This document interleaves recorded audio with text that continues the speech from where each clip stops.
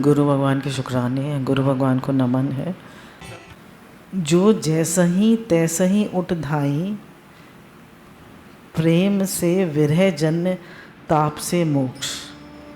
शिष्टास्त्व यदि सखे, बंधु संगे अस्ति रंगा।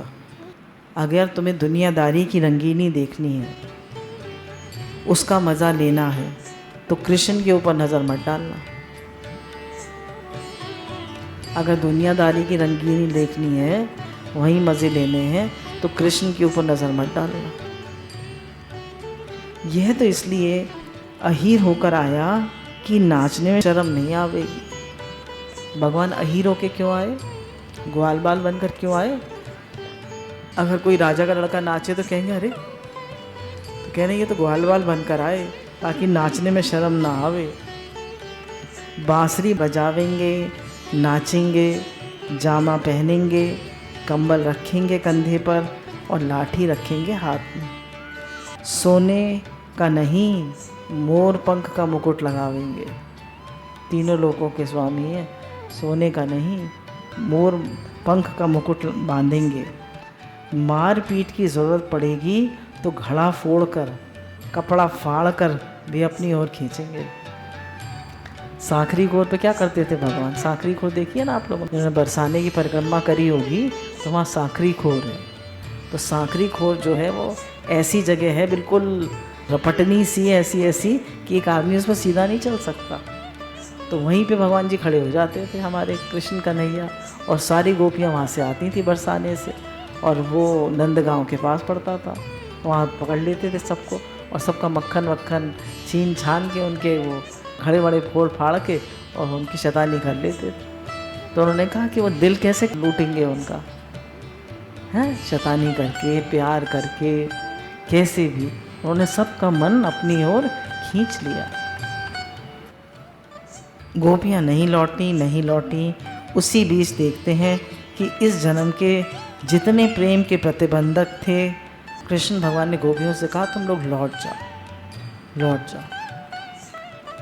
पहले खुद बांसुरी बजा के बुलाया, फिर कहा लौट जाओ। गोपियाँ नहीं लौटी, बोली हम विरह अग्नि में जल जाएंगे, हमारे कदम पीछे नहीं लौट सकते। अब हमारे कदम नहीं लौटेंगे पीछे। जब वो पीछे नहीं लौटे, उनको इतना विरह हुआ, इतनी तड़प हुई भगवान के लिए, तो उनके जितने भी प्रतिबंधक थे भगवान के प्रेम में, वो सब जल गए।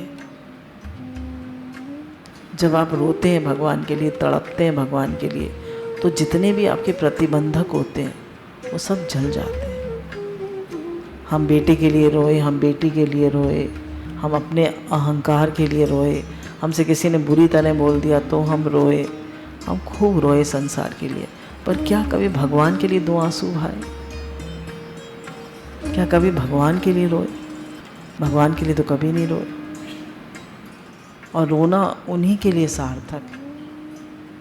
स्वामी राम सुखदास जी कहते हैं तुम्हें संसार के लिए भी रोना है तो भगवान से यही कहो मैं आपके लिए रो रहा हूँ, हे नाथ मैं आपके लिए रो रहा हूँ। पर कुछ गोपियाँ ऐसी थीं जिनके पूर्व प्रतिबंधक विद्यमान थे। संसारिक प्रारब्ध उनका बड़ा प्रबल था। कर्म भोग के संचित और क्रियमान कट भी जाएं, किंतु प्रारब्ध तो भोगा देवा शह, बिना भोगे क्षय होता ही नहीं। बोले क्रियमान और संचित कर्म तो फिर भी कट जाते हैं, क्योंकि कहा ज्ञान अग्नि दग्धे कर्मान। ज्ञान की अग्नि में क्रियमान कर्म और संचित कर्म तो जल जाते हैं, पर प्रारब्ध कर्म फिर भी भोगने पड़ते। प्रारब्ध कर्म नहीं जलते। प्रारब्ध कर्म बिना भोगे क्षय नहीं होते। अपने प्रारब्ध कर्म का फल तो भोगना ही पड़ता है। तो अभी जिनके कर्म शेष थे, भोग शेष थे, इनको कई तरह के दुख भी भोगने बाकी थे। अब कह रहे जिनके कर्म शेष थे, भोग शेष थे, उनको कई तरह के भोग भोगने बाकी थे। जब तक संसार में सुख दुख का चक्कर लगा है, जब तक प्रबल पूर्व कर्म प्रतिबंधक हैं, तब तक मनुष्य ईश्वर की ओर कैसे बढ़े? कह रहे हैं जब तक कि उसके पिछले कर्मों का हिसाब किताब है, उसके सुख दुख बाकी हैं, कभी सुख में सुखी हो रहा है, कभी दुख में दुखी हो रहा है, तो भगवान की ओर कैसे बढ़ेगा? देखिए, अब हमने शरीर तो भगवान के समर्पित कर दिया। भगवान ने कहा, हे अर्जुन, तो सुख दुख हानि लाभ जीवन मरण सब सहन कर, और फिर लास्ट में क्या कहा कि हे अर्जुन, तू मुझे ही नमस्कार कर, मुझे ही प्रणाम कर, मेरे ही समर्पित हो जा। तो जो हमने समर्पण कर दिया तो भगवान जाने ना, हम क्यों चिंता करें? अपने शरीर की क्यों चिंता करें? बच्चे बच्ची की क्यों चिंता करें? भगवान जाने ना, भगवान जाने, हम क्या जाने?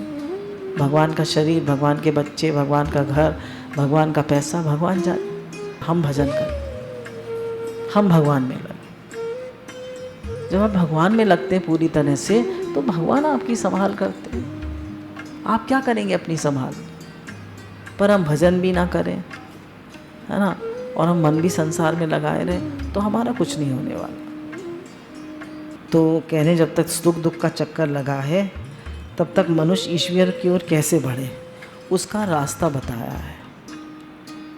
कह रहे, भक्ति जो है ज्ञान से बलवान है। कैसे, क्या प्रमाण? बोले, ज्ञान से कब कर्म मोक्ष क्षय हो जाता है, लेकिन प्रारब्ध क्षय नहीं होता।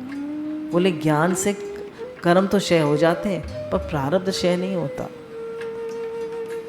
ज्ञान की आग जब जलती है, तब सब कर्म को भस्म कर देती है, लेकिन प्रारब्ध को भस्म नहीं करती है। हमेशा हमने ज्ञान में यही सुना था कि प्रारब्ध तो भोगना ही पड़ता है, पर वो भी सूली से कांटा हो जाता है। लेकिन जब प्रेम की आग जलती है, तो प्रेम अग्नि बड़ी प्रबल होती है।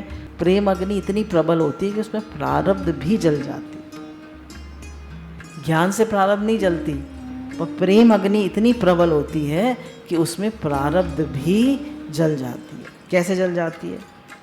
जैसे खाए हुए को जठराग्नि पचा देती है, ऐसे ही भक्ति की आग जब हृदय में जलती है, तो पंच कोश को भस्म कर देती है। शुद्ध आत्मा परमात्मा से मिल जाती है। पांचों कोश कौन से? अन्नमय कोश, प्राणमय कोश, मनोमय कोश, ज्ञान विज्ञानमय कोश और आनंदमय कोश। पांचों कोशों को भस्म कर देती है। अब आपको उसका नमूना दिखाते हैं। अब दिखा रहे हैं कि घर का दरवाज़ा बंद है। सब गोपियाँ तो भाग गई जब कृष्ण की मुरली बजी, तो कोई दूध दूह रही थी, कोई खाना परोस रही थी, कोई बाल काढ़ रही थी, किसी ने एक आँख में अंजन लगाया था, किसी ने नहीं लगाया था, कोई बच्चे को दूध पिला रही थी। सब छोड़ छोड़ के भागे, किसी को होश ही नहीं रहा, सब ऐसे ही भाग गए। जो बच्चे को दूध पिला रही थी वो भी बच्चे को हटा के भागे, उसे होश ही नहीं रहा। जो खाना परोस रही थी वो भी भाग गई, रोटी तवे पे पड़ी थी वो भी भाग गई, सब भाग गई, किसी को होश ही नहीं रहा। ऐसा आकर्षण था कृष्ण की मुरली में, ऐसा खींचा कृष्ण की मुरली ने उन्हें।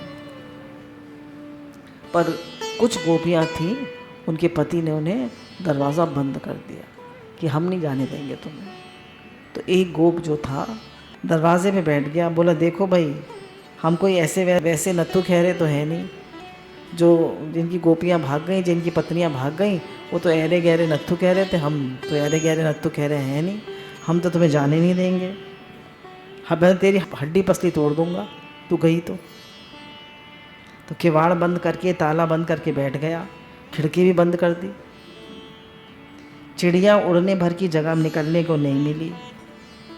अब देखो, कर्म जलाने की प्रक्रिया चली।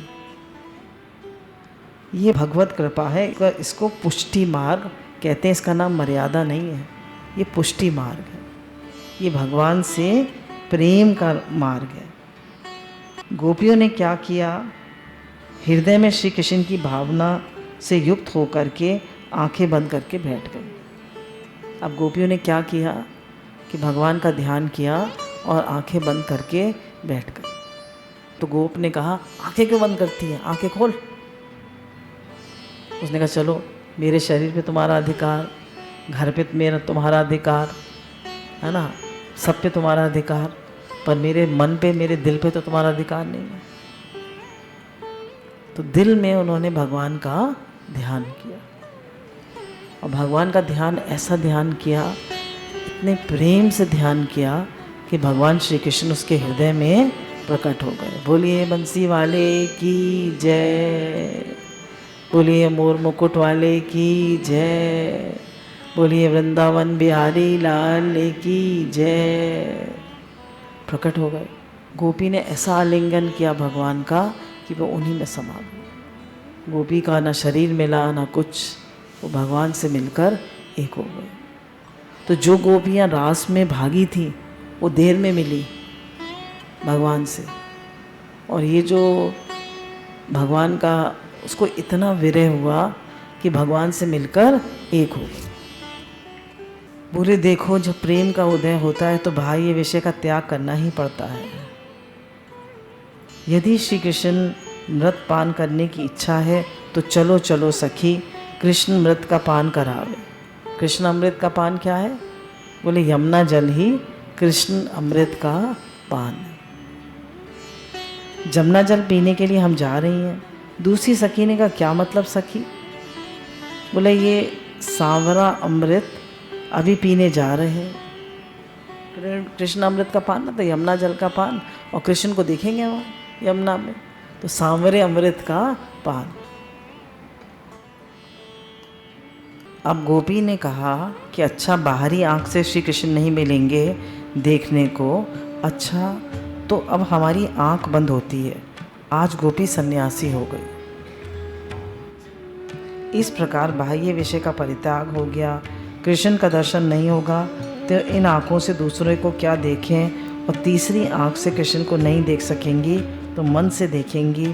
पति का डंडा तालाबंदी इनकी आँख पर काम नहीं कर सकते, मन पर तो नहीं देंगे ना, इसलिए बाहर से आँख इन्होंने बंद कर ली और बिना त्याग किए वे कृष्ण को देखने लगे।